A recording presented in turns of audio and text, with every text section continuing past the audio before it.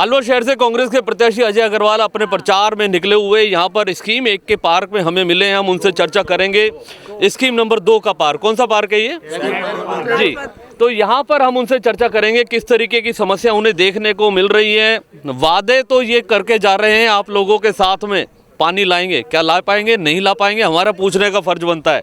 Sir, बहुत सारी समस्याएं। पहले मैं अलवर के चुनाव की बात करूं, भाजपा किन मुद्दों पर चुनाव लड़ रही है आप जानते हैं। बहुत सारे हिंदुत्व के मुद्दे हैं उनके पास में।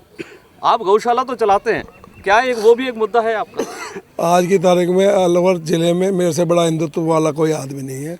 जो आदमी गौ माता की पिछले 25 साल से लगातार सेवा करता आ रहा हो और 700 गायों को पाल रहा हो, तो इससे बड़ा तो हिंदू कार्ड कोई हो ही नहीं सकता। ये लोग सिर्फ बातें बनाते हैं। चुनाव के टाइम में इन्हें हिंदू और मुस्लिम बात याद आती है। आपस में मैं कहता हूँ देश के विकास के ऊपर बात कीजिए। आपस में जातियों को लड़ाने से 36 बिरादरियों का देश है। भारत कौमी अखंडता का देश है और इसको एक गुलदस्ता बना हुआ है। इस गुलदस्ते को बिगाड़ने का काम भाजपा ना करे, सबको साथ लेकर चलने का काम करे। जो नारा देश का होता है, हम सब साथ चलेंगे, साथ ही बढ़ना चाहिए और आगे बढ़ना चाहिए। गौशाला के बारे में जानना चाहता हूँ, कितनी गायें हैं वहाँ, कोई प्रोडक्ट भी आप लोग बनाते हैं, क्या सिस्टम है वहाँ पर? गौशाला में 700 से मेरे लगभग 700 गोवंश है और 1904 की गौशाला है। राजस्थान में ऐतिहासिक गौशालाओं में शुमार है। अभी माननीय पूर्व प्रधानमंत्री अटल बिहारी जी वाजपेयी जी का जब निधन हुआ था, तो जो गोकास्ट हम बनाते हैं वो अंत्येष्टि में काम आता है। वो अंत्येष्टि में अलवर में भी कई जगह जाता है और साथ ही स्पेशल रूप से उसमें भी गया था। ये गोकास्ट बिल्कुल गाय के गोबर को डाल के मशीन से बनाया जाता है, पाइप की तरह से। उसमें हवा भी होती है। सिर्फ 2000 रुपये में एक अंत्येष्टि हो जाती है। एक अंत्येष्टि लकड़ी से यदि हम करते हैं तो 11-12 हज़ार रुपये खर्चा आता है। इसमें सिर्फ 2000 होती है। इससे पर्यावरण भी सुधरता है। इसमें क्या कपूर भी लगा देते हैं हम। कपूर और इलायची लगाने से उस क्षेत्र में जो पर्यावरण का वातावरण है बहुत शुद्धिकरण हो जाएगा, ऑक्सीजन में का वातावरण बढ़ेगा।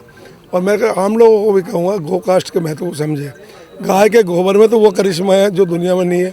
बोलते हैं जब प्रसव होना होता है तो गाय के गोबर का थोड़ा सा रस उस जो प्रसव वाली लेडी है उसको यदि दे दिया जाए तो प्रसव आराम से बगैर ऑपरेशन का हो जाता है। ऐसा कुछ चमत्कार है।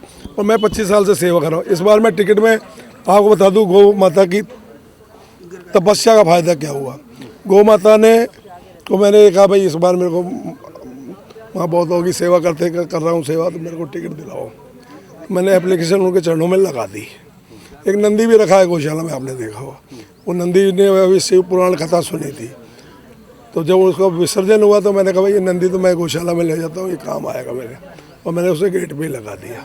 आज बहुत सारे लोग आते हैं। मैंने कहा भाई जो भी मांगना है नंदी बाबा भी करिश्मा ही है, अंदर ठाकुर जी तो बैठे ही करिश्मा। अभी हम बात चुनाव की हो रहे हैं क्योंकि सब लोग लेट हो रहे होंगे, सुबह सुबह का समय है। हम मुद्दों की बात करें, भाजपा के पास हम बात करते हैं गाय हैं, मंदिर है, बहुत सारे मुद्दे होंगे। आपके पास गौशाला है। हम बात कर रहे हैं अशोक गहलोत की, बहुत सारी ऐसी योजनाएं। आप भी हर मंच पे 7 गारंटी और विभिन्न योजनाओं की बात करते हैं, लेकिन हम जो चुनाव देखते हैं यहाँ पर स्थानीय मुद्दे महत्वपूर्ण होते हैं।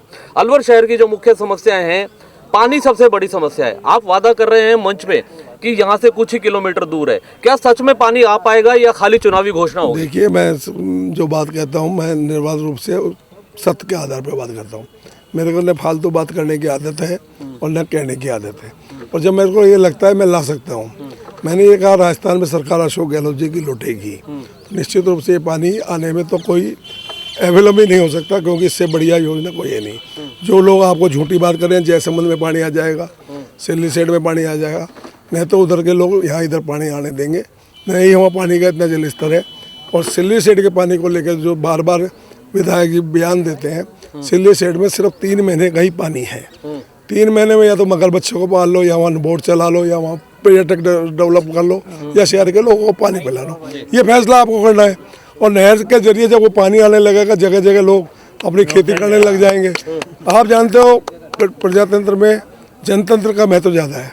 जनता जब बोरिंग में से पानी निकाल, राइजिंग लाइन से पानी सीधा ले रही है, तो नहर में से पानी नहीं लगेगा। आपके अलवर तक पानी कैसे पहुंचेगा? ये सब झूठी जलवे हैं। चुनाव मैं पूछ रहा हूँ विधायक साहब ने 5 साल में किया क्या? हर गली गली मोहल्ले मोहल्ले में मैं गया हूँ। हर जगह माताएं बहनें ये रोजना रो रही पानी का। एक जगह तो मैं एक माता ने मेरे को संजय समझ लिया, संजय समझ के मेरे को 4 बात इतनी सुनाई, तो मैंने कहा अम्मा मैं अजय हूँ, अजय हाँ, मैं संजय नहीं हूँ, मैं तो पहली बार वोट मांग लाया हूँ आपसे। तो इसलिए मेरे को इस बात का भी सामना करना पड़ रहा है। मैं कह रहा हूँ जो भी जनप्रतिनिधि बने शहर की जनता की समस्याओं को पहले हल करे।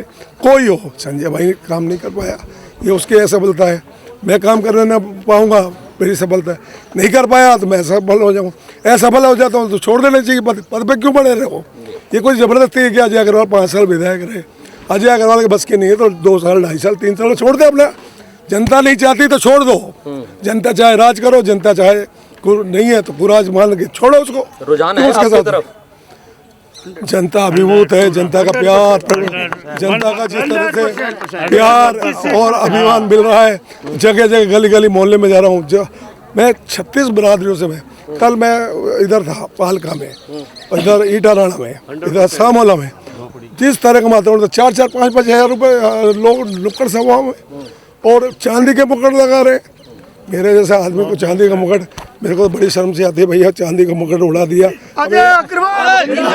अब इनका वजन कैसे उतारूंगा। तो मैं तो भैया हाथों हाथ कहता हूँ भैया ये लो, इसके साथ कोई मेरे को और देना हो तो वो भी ले लो, मेरे पे इतना वजन मत चढ़ाओ, मैं तो काम तो आपको वैसे ही करूँ। बस एक आखिरी सवाल, आप मन से घोषणाएं अशोक गहलोत की कर रहे हैं, लेकिन हम जहां चर्चा करते हैं अजय अग्रवाल को पहले जानते हैं। देखिए अजय अग्रवाल अलवर शहर का लाडला बेटा है, मैं बेटा बन के चुनाव लड़ रहा हूँ, मैं कोई विधायक के लिए चुनाव नहीं लड़ रहा, मैं अलवर का बेटा बन के लड़ रहा हूँ। अलवर के लोगों ने मेरी 5 साल की अथक सेवा को नगर परिषद में बिल्कुल जांचा परखा है, तोला है, तोल के बढ़िया के बेटे हैं, सब तोल के वोट देते हैं। और मैं भी कहता हूँ यदि मैंने सच्चाई और ईमानदारी से जिस क्षेत्र को आपने दिया उसे मैंने पूरी जिम्मेदारी से, एकमात्र मैं ही चेयरमैन हूँ जिसका समय नोट कर लीजिए नगर परिषद में बैठा, और अब तक जितने भी सारे चेयरमैन हैं उनका भी टाइम नोट कर लीजिए, उनका मेरे से आधे टाइम भी बैठना नहीं हुआ, ये मैं गारंटी देता हूँ। जब मैंने जनता के दुख और सुख में देखा है और आम गरीब को गणेश मान कर उनकी सेवा करने का प्रण लिया है और उसी प्रण के तहत मैंने पहले काम किया है, जनता मेरे ऊपर आशीर्वाद बरसा रही है और जनता का आशीर्वाद लेने का मेरा फर्ज बनता है। ये तो अब 25 नवंबर के मतदान में पता चलेगा कि जनता कितना आशीर्वाद बरसा रही है। ठीक है, वोटों से हम जीतेंगे, ऐसा माहौल बन रहा है।